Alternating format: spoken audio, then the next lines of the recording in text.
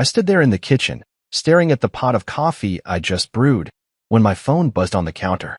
It was Marissa, my wife, or at least she still was, legally speaking.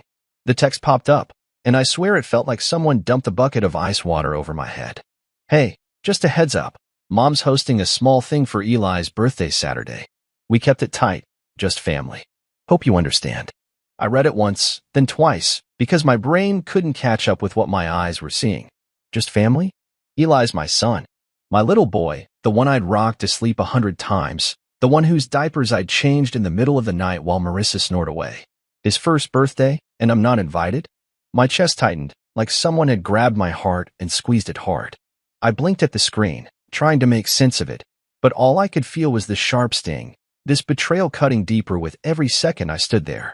I couldn't just let it sit there, festering like that. My hands were shaking, but I hit the call button anyway. Marissa picked up after 2 rings, her voice all light and airy, like she was talking about the weather. It's just a birthday, Cal. Don't make it a thing. Don't make it a thing? My jaw clenched so tight I thought my teeth might crack. This wasn't some random barbecue or a girl's night out. It was Eli's first birthday, a milestone I'd been picturing for months. I'd stayed up late imagining the cake, the goofy grin he'd have when we sang to him, the way I'd scoop him up and tell him he was the best thing I'd ever made. And now she was acting like it was nothing, like I was overreacting for wanting to be there. I tried to keep my voice steady, but it came out rough, raw. He's my son too, Marissa. How is this not a thing? She sighed, that little huff she does when she's annoyed, and said, look, it's Mom's thing. She wanted it small. You'll see him another day. Another day. Like I was some weekend visitor, not his dad.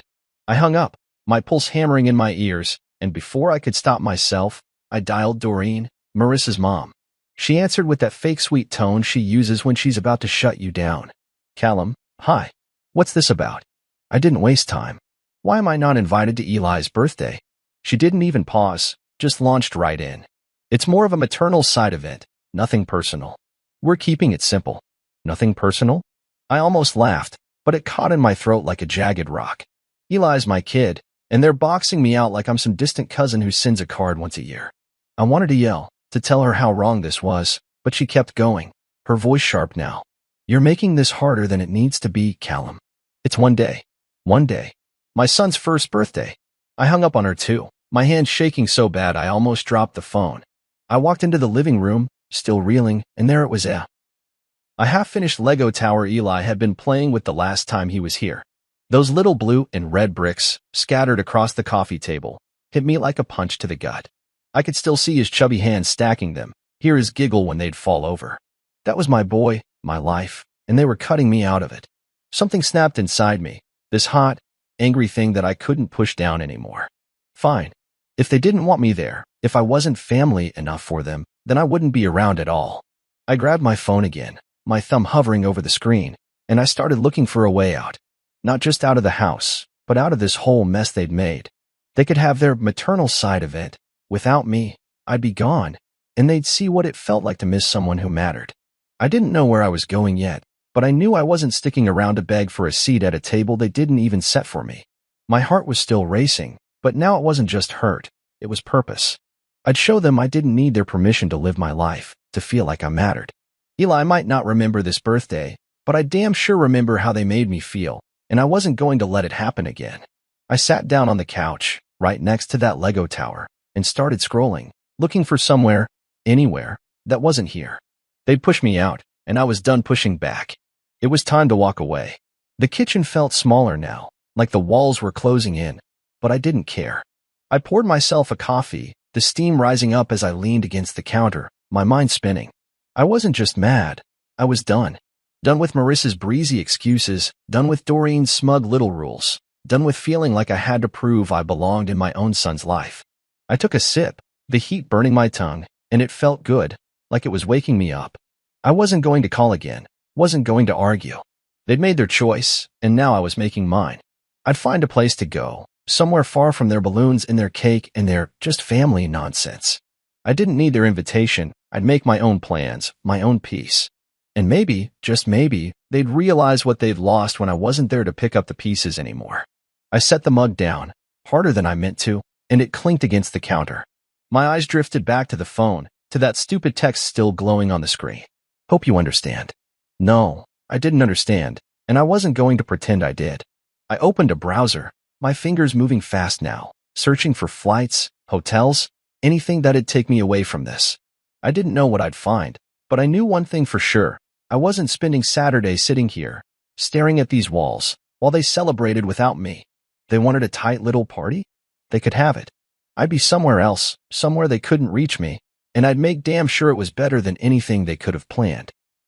That Lego tower caught my eye again, and I felt a pang, but I shoved it down. This wasn't about Eli, this was about them, and I wasn't playing their game anymore. I couldn't sleep that night, not after the way everything had gone down in the kitchen earlier. The house was quiet, too quiet, and it gave my thoughts too much room to bounce around. I ended up on the couch, a beer in one hand and my phone in the other, scrolling through an old photo album I'd kept on there. Pictures of Eli popped up, tiny, wrinkled, fresh from the hospital, his little fist curled up while Marissa slept in the background. I'd taken those shots, bleary-eyed and grinning like an idiot, because I couldn't believe he was mine. There were others too, me reading him bedtime stories, his head tucked under my chin, or the two of us at the park, him laughing as I pushed him on the baby swings. Those moments were everything to me, the glue that kept me going through the late nights and the fights with Marissa. And now, his first birthday was coming, this big, bright milestone, and they were telling me I wasn't essential. Like I was some extra piece they could leave out of the puzzle. The beer tasted bitter, or maybe that was just me. I set it down and rubbed my face, trying to shake the weight pressing on my chest. I kept seeing the text from Marissa, those cold little words, just family, and Doreen's voice, smooth and sharp, calling it a maternal side of it. It wasn't just that they didn't invite me, it was that they didn't even think I'd care. Like all those nights I'd spent pacing the floor with Eli, all those mornings I'd made his bottles, didn't count for anything. I wasn't going to sit here and take it, though. I wasn't going to let them erase me from his life one small thing at a time. My hand was trembling, but I grabbed my phone again, this time with a purpose. I wasn't calling anyone, I was done talking. I opened a travel app instead, the screen lighting up my face in the dark living room. At first, I scrolled through beach resorts, picturing sand and sun and a drink with one of those little umbrellas. But that didn't feel right, too loud, too crowded. I needed something else, something that'd strip away all this noise in my head. Then I saw it, Jackson Hole, Wyoming. Snow, mountains, cabins tucked away where no one could find me. It hit me like a lightning bolt. This was it. I could see myself there, standing in the cold, breathing air that didn't smell like resentment. I tapped through the options fast, my heart pounding now, but not from anger anymore. A private cabin, a ski pass, a first-class flight out of here. It was all right there, waiting. I didn't care about the cost. I just wanted out. I booked it all in one go, my fingers slamming the confirm button like it was a lifeline. The next morning, I woke up with a crick in my neck from the couch, but I didn't care. The sun was barely up, and I felt different, like I'd taken a step I couldn't take back. I grabbed my phone and called Jude, my boss, before I could second-guess myself. He picked up quick, his voice gravelly like he'd just rolled out of bed too. "Cal, what's up? You okay?" I didn't sugarcoat it. "I need some time off, Jude. Starting tomorrow. I'm heading out of town." There was a pause, and I braced myself for questions, but he just chuckled, low and easy. "You deserve some space, man. Take it. We'll manage without you for a bit." I let out a breath I didn't know I'd been holding. "Thanks, Jude. I owe you." He laughed again. "Nah, you don't. Just don't freeze your ass off wherever you're going." I hung up, and for the first time in days, I felt lighter. The house didn't feel so small anymore. It felt like a launch pad. I got up, stretched, and walked to the kitchen to make coffee, my mind already racing with what I'd need to pack. Wyoming wasn't just a getaway, it was a statement. They could have their party, their balloons, their cake. I didn't need it. I'd be somewhere else, somewhere they couldn't touch me, and I'd make it better than anything they could throw together. I poured the coffee, the smell filling the room, and leaned against the counter, staring out the window. The backyard was still, just grass and a couple of trees, but in my head, I was already seeing snow-covered hills and pine trees stretching up to the sky. I took a sip, letting the heat sink in, and started planning. I'd need my heavy coat, some boots, maybe a hat, stuff I hadn't touched since last winter. I'd pack light, though. I didn't want anything weighing me down. This wasn't about running away, it was about taking control. They thought I'd just sit here, waiting for scraps of time with Eli, but they were wrong. I wasn't going to beg for a place in his life. I'd build something for myself instead. The coffee mug warmed my hands, and I felt a small, hard smile tug at my mouth. Jackson Hole wasn't just a trip. It was my way of saying I wasn't disposable. They could keep their tight, little party. I'd be gone, and they'd feel it. I set the mug down and headed to the bedroom, pulling my duffel bag out from under the bed. It was old, a little beat up, but it'd do. I tossed it on the mattress and started grabbing clothes, sweaters, socks, a pair of gloves I'd forgotten I owned. Every item I threw in felt like a brick in a wall I was building between me and them. I didn't know what I'd find out there in the snow, but I knew it'd be better than sitting here, staring at that half-finished Lego tower and feeling like I didn't matter. I zipped the bag shut, the sound loud in the quiet room, and stood there for a second, breathing hard. This was it. I was really doing it. And for once, I wasn't looking back.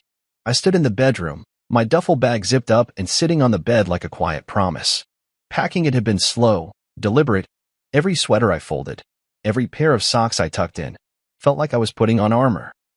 Not the kind that protects you from a fight, but the kind that keeps you standing when someone's already knocked you down. The house was still, just the hum of the fridge in the kitchen breaking the silence, and I liked it that way. It gave me space to think, to let the decision I'd made last night settle into my bones. I was leaving. Jackson Hole was waiting, and I wasn't going to let anything pull me back. Not guilt, not second thoughts, nothing. I grabbed the bag, slung it over my shoulder, and headed downstairs, my boots thumping on the steps. It felt good, that weight on my back. It was mine, something I'd chosen. My phone buzzed as I hit the bottom stair, and I almost ignored it. But I glanced at the screen, and there it was, a flood of messages lighting up like warning lights on a dashboard. Marissa's name popped up first. You sure you don't want to come? It's no big deal. I stared at it, my jaw tightening. No big deal. She was still acting like this was some casual thing, like I was overreacting for wanting to be at my own son's birthday.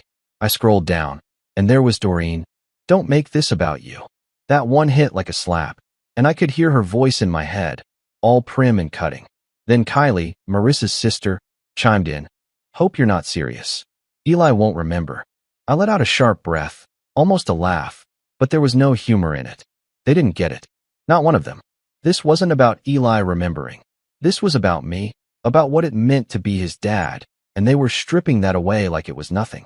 I dropped the bag by the front door and sank onto the couch, my phone still in my hand. Part of me wanted to fire back, to type out everything boiling inside me. How they gutted me with this. How they didn't have the right to decide where I belonged. But what was the point? They'd just twist it, make me the bad guy for feeling anything at all. Instead, I opened the camera roll, found the picture of my plane ticket I'd screenshotted last night. First class to Jackson Hole, departure tomorrow, and stared at it. That was my answer, right there. Not words, not arguments, but action. I switched to my social media app, the one I barely used anymore, and posted the ticket with a caption. If I'm not invited, I'm unavailable. I hit send before I could overthink it, and the little notification sound felt like a door slamming shut. Good. Let them see it. Let them know I wasn't sitting here waiting for their permission. The phone buzzed again almost instantly. Likes, comments, a couple of shocked emojis from old friends I hadn't talked to in months. I didn't read them. I didn't need their opinions either. I tossed the phone onto the cushion next to me and leaned back, staring at the ceiling. The half-finished Lego tower was still there on the coffee table, and it caught my eye again.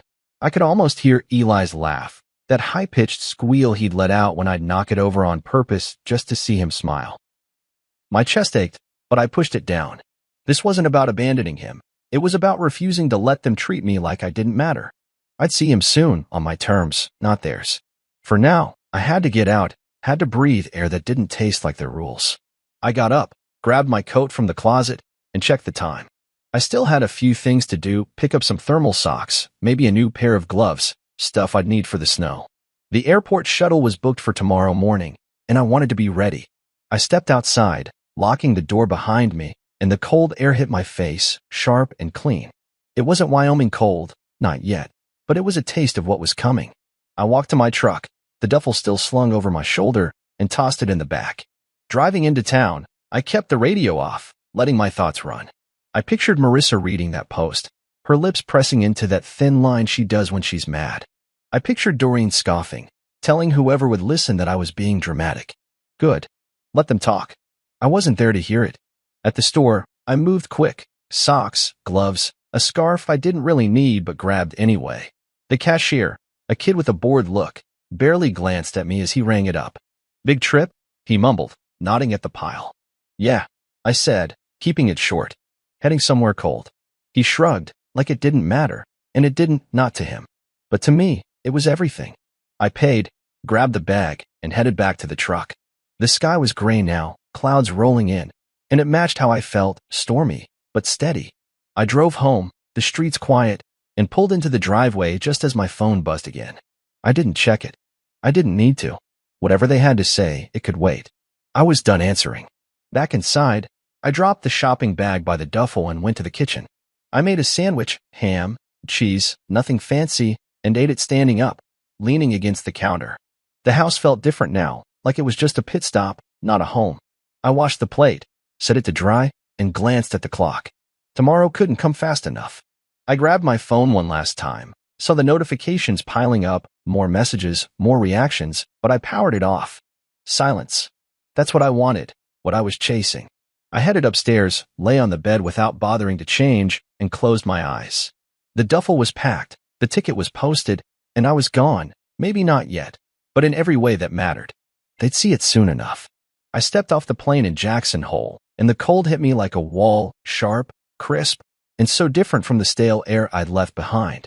It rushed into my lungs, stinging a little, and I stood there on the tarmac for a second, just breathing it in. The mountains loomed in the distance, jagged and white, like something out of a painting I couldn't have dreamed up. I'd made it. My duffel bag hung heavy on my shoulder, but I didn't mind. I felt lighter than I had in weeks. The resentment, the hurt, all that mess with Marissa and Doreen, it was still there. Sure, but it was quieter now, muffled by the wind whipping across the runway. I adjusted my coat and headed toward the lodge shuttle, my boots crunching on the thin layer of snow already dusting the ground. The shuttle driver, a guy named Wes, gave me a nod as I climbed in. He was older, maybe 50, with a scruffy beard and a voice that sounded like he'd smoked one too many cigarettes. First time in Jackson? He asked, glancing at me in the rearview mirror as he pulled away from the airport. Yeah, I said, settling into the seat. Needed a change. He chuckled, low and easy. You picked a good spot for it. Nothing like these mountains to clear your head. I didn't say much after that, just watched out the window as the town slid by little shops with wooden signs, snow piled up on the curbs, peaks rising higher the further we went. Wes kept talking, pointing out landmarks, telling me about some bar with the best chili in town. I nodded along, half listening, but mostly I was soaking it in, the quiet, the space, the fact that no one here knew me or cared why I'd come. The shuttle wound up a narrow road, trees closing in on both sides, and then there it was, my cabin.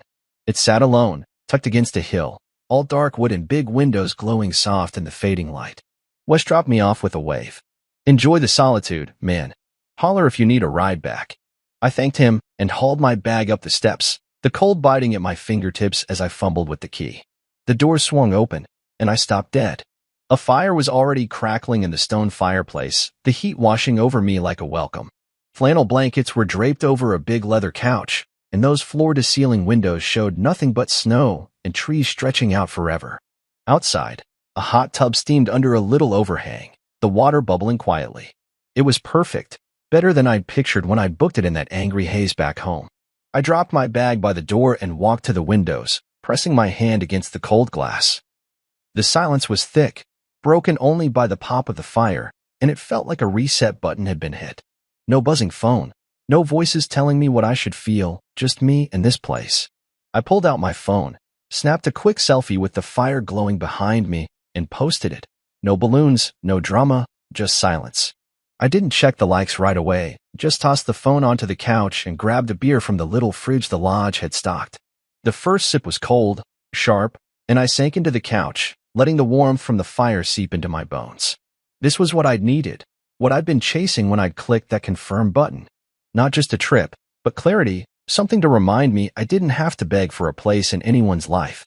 The cabin smelled like pine and smoke, and I closed my eyes for a minute, listening to the wind outside. I could have stayed home, could have fought harder to be at that party, but what would that have gotten me? A seat at the edge of the table, a forced smile while Doreen made her little jabs? No, this was better. I opened my eyes and looked around again, the wooden beams overhead, the thick rug under my feet, the way the firelight danced on the walls. It wasn't just a hideout, it was mine, something I'd chosen when they'd left me no choice at all. I finished the beer, set the bottle down, and stood up to unpack. Not much, just the sweaters and socks I'd thrown in, the gloves I'd bought last minute. But it felt good to settle in, to make this space real. I stepped outside to check the hot tub, the cold slapping me awake again. The steam rose in thick clouds, and I dipped my hand in. Hot, almost too hot, perfect for later. The sky was darkening, stars starting to poke through, and I stood there, hands in my pockets, letting it sink in. Back home, they'd be setting up for Eli's party tomorrow, streamers, cake, all that noise, and I wouldn't be there. Part of me ached at that, a quick, sharp pang when I thought of Eli's face, but I shoved it down. This wasn't about him, it was about them, about how they decided I didn't fit. I went back inside, the warmth wrapping around me again, and grabbed another beer. The phone was lighting up now, likes, comments, probably some messages, but I ignored it. I didn't need validation from anyone back there. What I needed was this, the crackle of the fire, the cold glass in my hand, the quiet that let me hear my own thoughts for once. I sat back down, stretching my legs out, and let my mind wander. Tomorrow, I'd hit the slopes, something I hadn't done since I was a kid.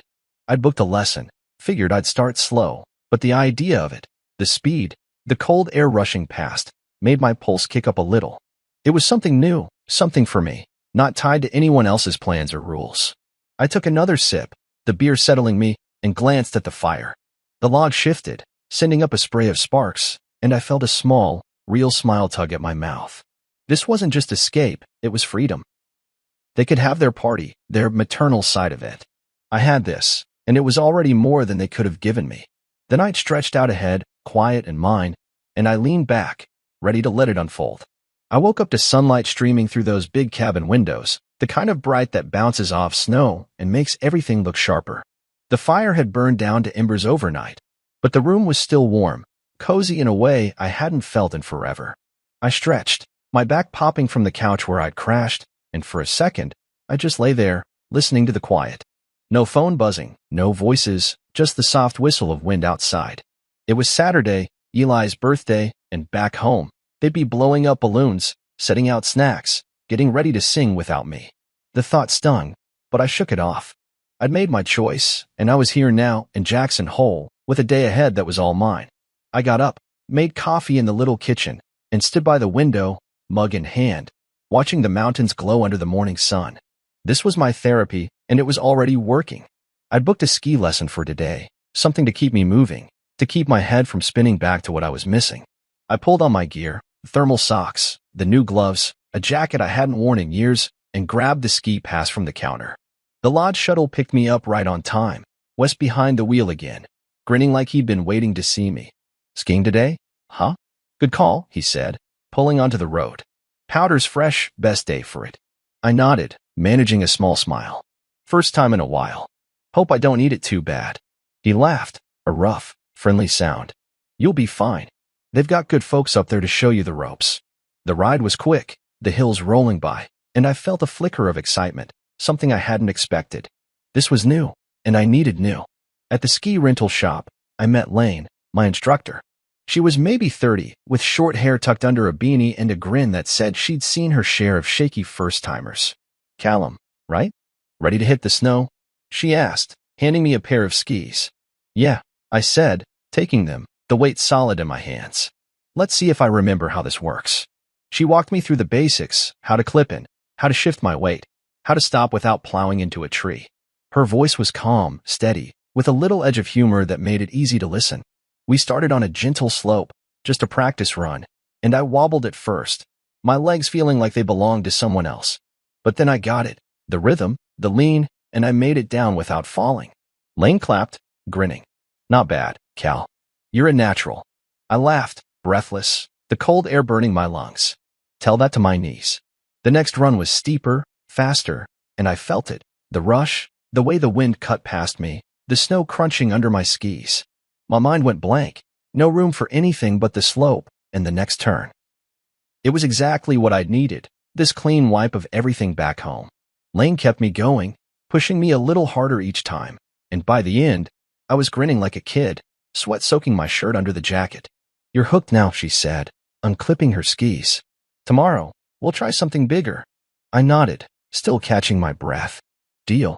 The mountains stretched out around us, wide and endless, and I felt steady for the first time in days. Back at the cabin, I peeled off my gear and headed straight for the hot tub. The water was scalding, steam rising into the cold air, and I sank in with a groan, a bourbon in hand from the bottle I'd found in the cabinet. The heat melted into my muscles, and I leaned my head back, staring up at the sky turning pink and orange. It was peaceful, perfect, and then my phone buzzed on the ledge where I'd left it. I almost ignored it, but I glanced over messages, piling up again. "Trent, my brother-in-law, why are you being so dramatic?" "Doreen, of course, you abandoned your own son." I stared at them, the bourbon glass cold against my palm, and felt a laugh bubble up, short, hard, empty. They were still at it, still trying to drag me back into their mess. I didn't answer. Instead, I opened my camera, snapped a shot of the mountain glowing in the sunset, and posted it.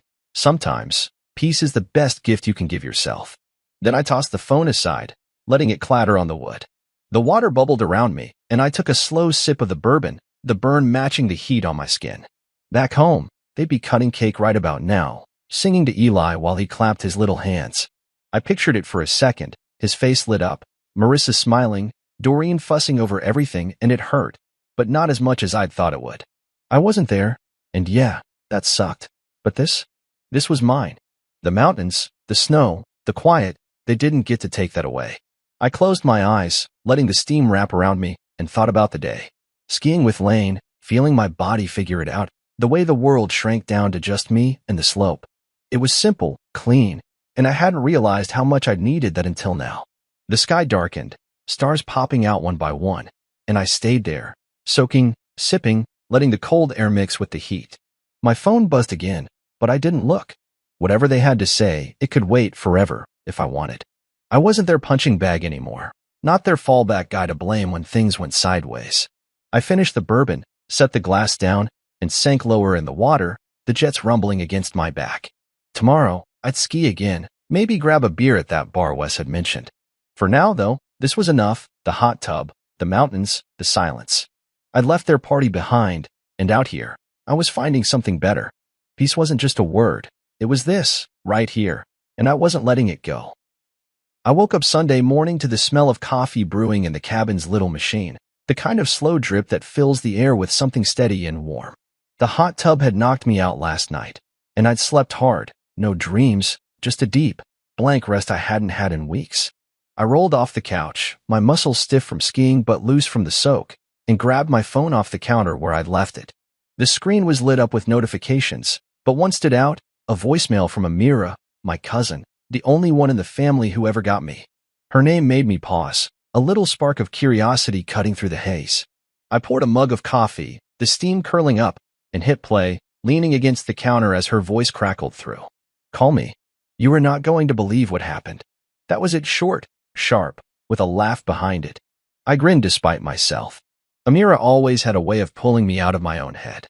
I took a sip of the coffee, strong and black, and dialed her back. She picked up on the first ring, like she'd been waiting. "Cal, oh my God, where do I even start?"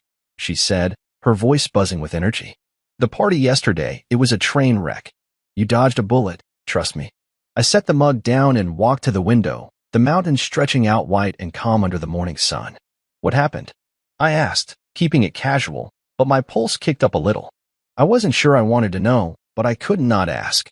Amira didn't hold back, she never did. "Okay, so it starts fine, right? Balloons, cake, Eli's all cute in his little hat. Then Doreen gets up to make this toast, and get this, she says something about men who couldn't make it, all smug like she's scoring points. Marissa rolls her eyes, but you can tell she's pissed." I snorted, picturing it, Doreen with her wine glass, that fake smile she wears like a mask. "Sounds about right," I said, and Amira laughed. "Oh, it gets better. So Derek shows up, you know, your buddy from work? He's invited, which is already weird since he's not family, and he brings his new girlfriend. Guess who? Marissa's old roommate, Tara. The one she hates." I froze, coffee halfway to my mouth. "No way." "Yes way," Amira said, glee in her voice. "Marissa's face, Cal, I wish you'd seen it. She goes white, then red, and Kylie's over there losing it, yelling at Derek like he planned it. Meanwhile, Doreen's trying to play peacemaker, but she snaps at some random and instead, and Eli, he's overstimulated, screaming his head off. I laughed, a real one this time, sharp and loud in the quiet cabin. Keep going, I said, leaning into the story now. Amira was on a roll. So someone, nobody's owning up, knocks over the cake trying to calm Eli down. It's this big, fancy thing, chocolate and frosting everywhere, and Marissa just screams. Like horror movie screams. People start leaving, grabbing their coats, and the whole thing's over before the sun's even down. It was chaos, Cal. Absolute chaos.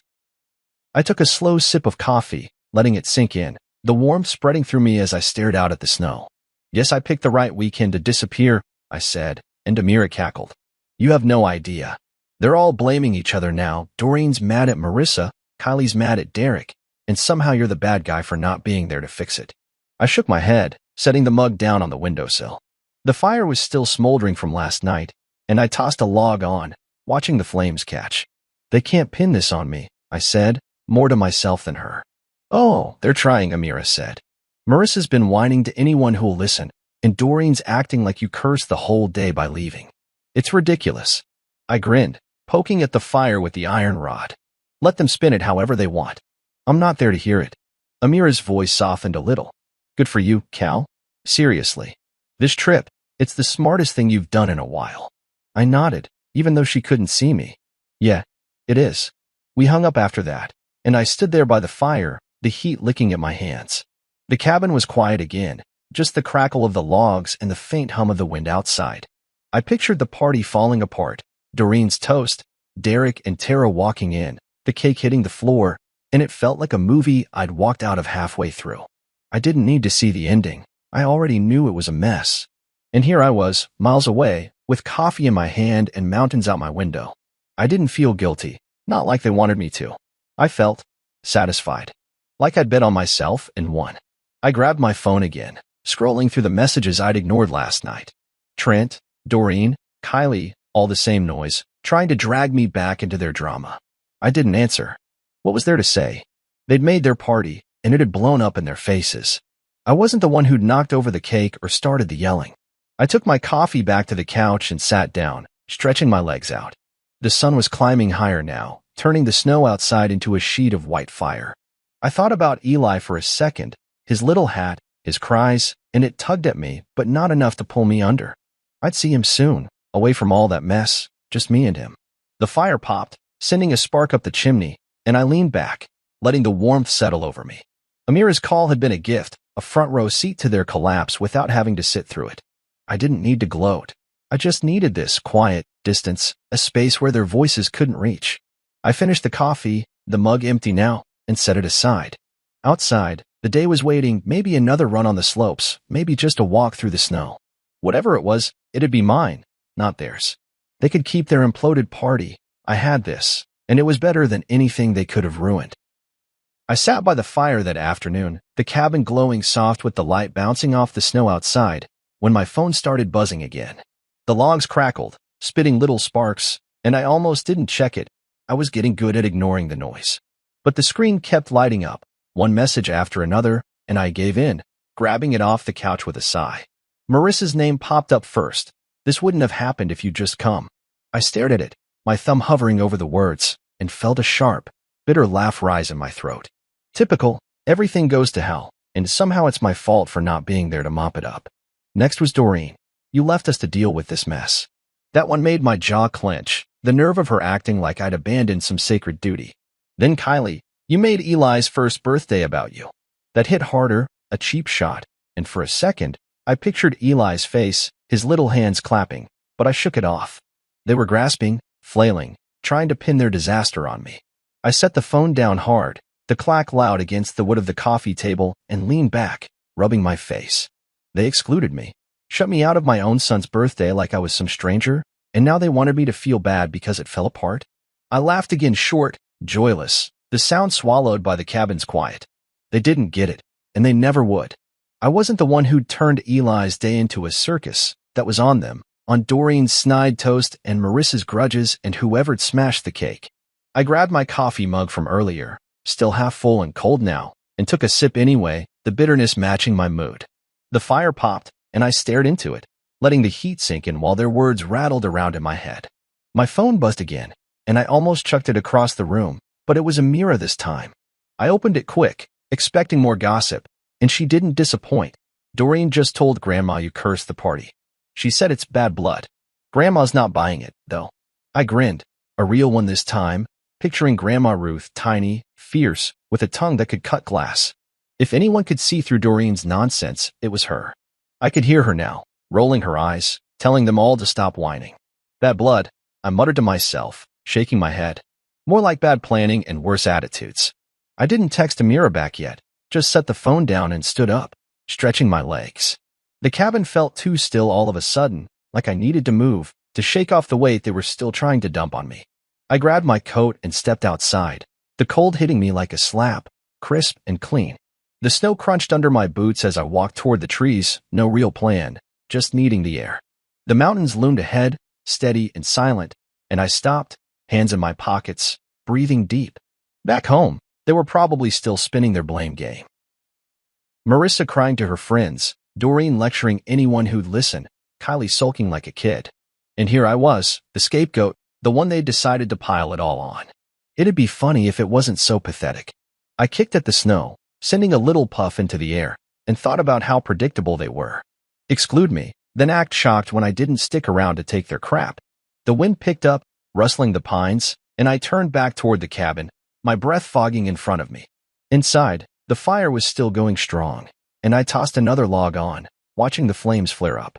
My phone was where I'd left it, glowing with their messages, and I made a decision. I was done with it. I opened each one, Marissa's, Doreen's, Kylie's, and hit block, one by one. The screen went quiet, and it felt like cutting a rope I'd been tangled in. Amira's number stayed. She was the only one worth keeping. But the rest? Gone. They could yell into the void all they wanted. I wasn't listening anymore. I tossed the phone onto the couch and grabbed a beer from the fridge, the cold glass sharp against my hand. I sank back into the cushions, the fire warming my feet, and took a long sip. Blocking them wasn't just about shutting them out. It was about taking back what they'd tried to steal. They didn't get to dictate how I felt. Not about Eli. Not about myself. I pictured Grandma Ruth again, probably sitting in her old chair with that look she gets, telling Doreen to quit her dramatics. Bad blood, I said out loud, smirking. If anything, the bad blood was theirs, spilling it all over each other while I was out here, free of it. The beer went down easy, and I let my head tip back, the cabin's quiet wrapping around me like a blanket. Outside, the sky was turning gray, clouds rolling in over the peaks, but it didn't bother me. Let it snow, let it storm. I wasn't going anywhere. This trip wasn't just a break, it was a line in the sand. They'd made me the bad guy, fine. I'd play that part, but on my terms, not theirs. I finished the beer, set the bottle down, and grabbed the flannel blanket off the armrest, pulling it over my legs. The firelight danced on the walls, and I felt something settle in me, anger still, sure, but quieter now, mixed with something stronger. They could spiral all they wanted. I was done spinning with them. Amira's text about Grandma stuck with me, a little lifeline to the family that still made sense, and I held on to it. The rest? They were on their own. I closed my eyes, the warmth sinking in, and let the day fade out, their voices lost in the crackle of the fire. I woke up Monday morning with the cabin still dark, the kind of quiet that only comes with snow muffling the world outside. The fire was just embers now, a faint glow in the hearth, and I lay there on the couch, staring at the ceiling beams. My phone was silent, no buzzing, no notifications, thanks to the blocks I'd put up yesterday. It felt good, like I'd finally turned off a radio that had been blaring static for too long. I didn't know what Marissa or Doreen or Kylie were saying now, and I didn't care. I'd given myself this, Jackson Hole, the mountains, the space, and I wasn't letting them claw it back. I sat up, rubbed the sleep from my eyes, and decided right then, I wasn't ready to go home. 5 more days. That's what I'd give myself. I grabbed my phone, opened the travel app, and extended the trip, cabin, ski pass, shuttle, all of it. Done. The coffee machine gurgled as I set it going, and I stepped outside to feel the air. It was cold, sharp enough to sting my face, and the snow had piled up overnight, a fresh layer blanketing the porch. The mountains stood tall against a pale sky, and I breathed it in, letting it fill me up. Back inside, The coffee was ready, and I poured a mug, the heat seeping into my hands as I leaned against the counter. Today was mine. No plans yet, just possibilities. I'd booked a backcountry ski tour with Lane later, something she'd mentioned during our lesson, and I was already looking forward to it, the quiet of the trails, the burn in my legs. But first, I wanted to soak this in, this feeling of being untethered. The ski tour started mid-morning, and Lane met me at the lodge, her grin as easy as ever. "Ready for the real stuff?" she asked, tossing me a pair of poles. "Let's see if you can keep up." I laughed, clipping into my skis. No promises. We headed out, away from the main slopes, the snow crunching under us as the trees closed in. It was different out here, wilder, quieter, just the sound of our breathing and the swish of skis.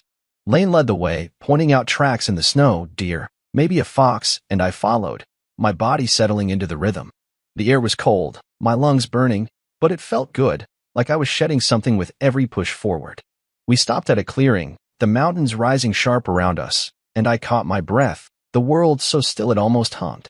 Back at the lodge that evening, I stumbled into a whiskey tasting in the bar, a little setup with wooden tables and a guy pouring samples from bottles I'd never heard of. I joined in, sliding onto a bench next to a couple from Vermont, Mel and Jonas. They were older, maybe 60, with quick laughs and stories about skiing here every winter. "What brings you out here solo?"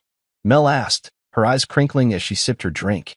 I took a swallow of the whiskey, smooth, smoky, and shrugged. "Missed a birthday party. Best decision I've ever made." Jonas chuckled, raising his glass. "To that, then. Family can wait." We clinked, and the warmth spread through me, not just from the drink, but from the ease of it. No judgment, just company. We swapped stories, mine about the slopes, theirs about a moose they'd seen last year, and the night blurred into laughter and refills. Later, back in the cabin, I stoked the fire and grabbed my phone, the whiskey still buzzing in my head.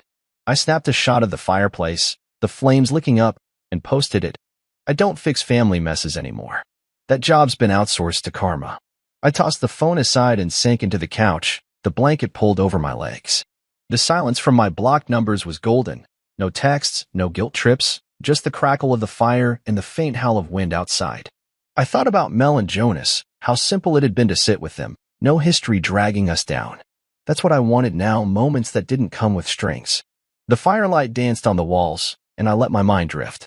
Back home, they were probably still reeling from the party, Marissa licking her wounds, Doreen spinning her tales. I didn't need to know the details. Amira would fill me in if it was worth it. For now, I had this: the cabin, the snow, the day I'd carved out for myself. I pictured Lane out on the trail, her easy confidence, and the way Mel had patted my arm like I was an old friend. It wasn't just escape anymore. It was something I was building, piece by piece. The whiskey lingered on my tongue, and I closed my eyes, the warmth sinking deep. 5 more days stretched ahead, and I could feel them, open, clean, mine. I got up, grabbed a glass of water to cut through the buzz, and stood by the window. The snow was falling again, soft and steady, burying the world outside. I didn't feel trapped, though. I felt free. No contact, no apologies, just me and this place. I thought about that post, the one about karma, and smirked. Let them figure it out. I wasn't their cleanup crew anymore. I finished the water, set the glass down, and headed back to the couch, the fire still going strong. Tomorrow, I'd ski again, maybe hit that bar Wes had mentioned. For now, I pulled the blanket tighter and let the quiet take over. This was what I'd come for: clear skies, clear head, no one else's mess to carry. The night settled around me, and I leaned into it, ready for whatever came next, as long as it was mine. I woke up Tuesday to the sound of snow tapping the cabin windows, a soft, steady rhythm that pulled me out of sleep. The fire was out, just a pile of ash now, and the room was cool, but I didn't mind. I lay there for a minute, staring at the wooden ceiling, feeling the quiet wrap around me like a second blanket. My phone was still on the couch where I'd tossed it last night, and I didn't reach for it, not yet. The whiskey tasting with Mel and Jonas lingered in my head, their easy laughter, the way they'd toasted my escape without prying. It had been a good night, simple and light, and I wanted to hold on to that. I got up, stretched my stiff legs, and started the coffee, the familiar gurgle filling the silence as I looked out at the snow piling up. It was a new day, and I wasn't letting anyone back home pull me out of it. The coffee was hot, burning my tongue a little as I took the first sip, and I decided to call Amira while it cooled. She picked up quick, her voice bright despite the early hour. Cal, you still alive out there? I grinned, leaning against the counter. Barely. Too much whiskey last night. She laughed, loud and sharp. Good. You deserve it. Things here, though, they're a mess. I took another sip, bracing myself. What now? She didn't hesitate. Marissa's been crying to everyone. Her friends, Trent, even the mailman probably. Says the party was a disaster because you weren't there to keep things steady. Doreen's blaming Marissa for not controlling Derek and Tara. Kylie blocked half the family after some big fight with Trent, and he started this group chat to fix everything. It's a circus. I shook my head, smirking into my muck. Sounds like they're doing fine without me. Oh, it gets better, Amira said, her tone gleeful. Grandma Ruth told them all to grow up, called Doreen a meddling hen to her face. She's the only one keeping it real. I laughed, picturing Grandma's glare, that no-nonsense way she cuts through the noise. Wish I'd seen that, I said, and Amira snorted. You should've. Anyway, Marissa sent you an email, figured you blocked her texts. Said she needs to talk when you're back. I froze, the mug halfway to my mouth. An email. Of course she'd find a way around. She can wait, I said, keeping my voice flat. I'm not rushing back to play therapist. Amira's voice softened. Good. Stay out there, Cal. They'll figure it out, or they won't. Not your problem. We hung up, and I set the phone down, staring at it for a second. An email. I didn't open it, didn't even look for it. Whatever Marissa wanted, it could sit there, unread, until I was ready. If I ever was. I finished my coffee and grabbed my ski gear, the routine settling me. The snow was still falling outside, light and steady, and I headed for the slopes, the shuttle picking me up with Wes at the wheel again. Back at it? He asked, grinning. Can't stop now, I said, and he nodded like he got it. Lane was waiting at the lodge, and we hit a steeper run this time, my legs burning as I carved through the powder. I went faster, freer, the wind whipping past, and it felt like I was leaving more than just tracks in the snow. After the run, I stopped at the lodge gift shop, my breath still fogging in the cold. I wandered the aisles, not looking for much, until I saw it, a small sketchbook, leather-bound, with a pencil tucked in the spine.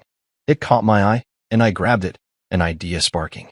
Back at the cabin, I stoked the fire and sat down, the book open on my lap. I wasn't an artist, not really, but I started sketching anyway, a rough outline of the mountains I'd seen today, jagged peaks under a wide sky. Then, below it, I added the date I'd left, the day I'd boarded that plane. My liberation day. It wasn't perfect, but it was mine, and I liked how it looked, simple, solid, a mark of something I'd claimed. I thought about turning it into a tattoo, something permanent to carry with me. The idea stuck, growing as I flipped the pencil between my fingers. I'd always wanted ink, something small but real, and this felt right, a mountain range, that date, a reminder of when I'd stopped letting them define me. I sketched it again, cleaner this time, and leaned back, the fire warming my legs. Amira's words echoed, Marissa crying, Doreen pointing fingers, Kylie sulking, and I let them drift away, smoke up the chimney. They were spiraling, just like she'd said, and I wasn't jumping in to stop it. Not anymore. The snow kept falling outside, burying the porch, and I got up to grab a beer, the cold bottle a contrast to the heat in the room. I didn't check my email, didn't even glance at my phone. Marissa's "we need to talk" could wait forever if I wanted. I sat back down, the sketchbook still open, and took a sip, the firelight flickering over the page. I pictured her typing that message, maybe pacing her kitchen, thinking I'd come running. She was wrong. I was here, sketching mountains, skiing slopes, letting their mess spin out without me. The beer went down easy, and I added a few more lines to the drawing's sharp edges, a little shadow. It was rough, but it was enough. I leaned back, the blanket pulled over my knees, and watched the flames. Tomorrow, I'd ski again, maybe ask Lane about that bar Wes kept mentioning. For now, this was it, the cabin, the snow, the sketch in my hands. They could spiral all they wanted. I was done circling with them. The fire popped, and I smiled, small but real. This trip wasn't just a break, it was a beginning, and I was holding on to it, one line at a time. The night stretched out, quiet and mine, and I let it settle, the weight of their chaos left far behind. I woke up Monday morning, the last day of my extended trip, to a sky so blue it looked like it had been painted on. The snow had stopped overnight, leaving everything outside the cabin crisp and bright, the kind of morning that makes you want to stand still and take it in. I rolled off the couch, my back creaking from too many nights there, and started the coffee, the familiar smell filling the air as I shuffled to the window. The mountains glowed under the sunrise, soft pinks and oranges spilling over the trees, and I stood there, mug in hand, watching it unfold. This was it, my last day in Jackson Hole, and I didn't feel that pull to go back, not yet. I'd found something here, something I wasn't ready to let go of, and I wanted to hold it tight before the real world came crashing in.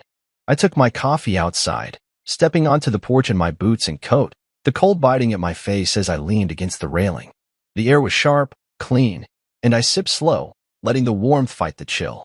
Back home, Marissa's email was probably still sitting there, unread, and the thought of it didn't twist me up like it might have a week ago. Doreen's blame, Kylie's whining, all their noise, it was distant now, like a radio station I'd tuned out. I pictured Eli for a second, his little grin, and that ached, but it wasn't enough to drag me under. I'd see him soon, on my terms, not theirs. For now, this sunrise, this quiet, it was mine, and I wasn't trading it for anything. I went back inside, the fire still dead from last night, and decided to skip it. No point building one just to leave it burning. Instead, I grabbed my phone and snapped a picture of the sunrise through the window, the light catching on the snow like sparks. I posted it, my fingers moving fast. Turns out I didn't miss much. I gained everything. I didn't check the likes, didn't wait for replies, just tossed the phone onto the couch and finished my coffee standing up. The words felt true, solid, and I didn't need anyone's approval to back them up. I'd come here raw, cut open by that text from Marissa, and now I was leaving with something better, peace, clarity, a line I'd drawn for myself. I packed slow, folding my sweaters, stuffing the socks into the duffel, the sketchbook tucked in last. That mountain drawing, the date below it, it was rough, but it meant something, and I wasn't letting it get lost in the shuffle. The cabin felt smaller now, like it was ready to let me go, and I took one last look around, the big windows, the leather couch, the hearth where I'd burned through their drama night after night. It had been good to me, this place, and I zipped the bag shut with a nod, like I was thanking it. The shuttle was coming soon, west behind the wheel one last time, and I'd be on a plane by afternoon. But I wasn't done with the day yet, I wanted one more piece of it. I headed to the slopes, the snow crunching under my boots, and rented skis for a quick run. Lane wasn't around, but I didn't need her. I'd figured it out enough to go solo. The lift carried me up, the cold wind whipping past, and I looked out over the valley, the trees dusted white, the peaks standing tall. At the top, I pushed off, fast and free, my legs steady now, the rhythm second nature. The snow flew around me, the world blurring into white and blue, and I laughed, loud, real, the sound swallowed by the mountain. It was over too quick, but it was enough, a last taste of what I'd found here. I unclipped at the bottom, my breath fogging, and handed the skis back, my chest light. Back at the cabin, I grabbed my bag and waited for Wes, the sun climbing higher now. He pulled up right on time, grinning through the window. "Leaving already?" he asked as I climbed in. "Yeah," I said, tossing the duffel in the back. "Gotta get back eventually." He nodded, pulling onto the road. "You look different, man. Lighter." I shrugged, managing a small smile. "Feels that way." He didn't push, just drove, the hills sliding by as we headed for the airport. I watched them go, the snow, the pines, and felt a pang, not regret, but something close to gratitude. This place had given me more than I'd expected, and I wasn't forgetting it. At the airport, I checked in, the ticket in my hand a quiet end to it all. The flight was smooth, the mountains shrinking below me, and I leaned back, the sketchbook in my lap.